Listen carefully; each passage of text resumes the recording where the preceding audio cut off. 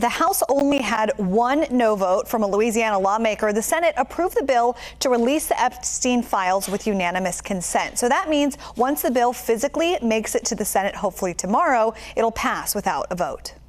Tuesday, the bill passed the House with nearly unanimous support. It was an overwhelming vote, 427 to 1. Senate Majority Leader John Thune says he expects the House bill to make it to the Senate floor in the morning. It'll head to the president's desk after.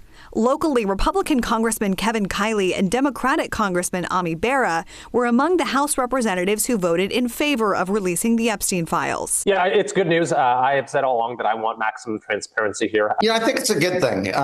I've always been in support of transparency and signed the discharge petition. I'm glad that it had an overwhelming vote. The lawmakers from both sides of the aisle in full agreement on the issue of transparency and on getting justice for the victims. Sense of closure to some of the victims. It sounds like the Senate will take this bill up very quickly, send it over to the president. I hope the president, when he does the bill signing, invites some of the victims to the bill signing. That would be the right thing to do. Victims deserve the truth, and they deserve justice, and they deserve closure as well. They shouldn't have to wake up every morning and see the name of their tormentor on the front page of the newspaper. So I think that we now have an opportunity for an expeditious resolution. Representative Kiley says the bipartisan support came from Congress members doing the right thing. Well, I just think at the end of the day, it was clear that this was the right thing to do. And, there were concerns appropriately raised at various points along the way related to protecting victims and privacy and other rights that are part of our criminal justice system.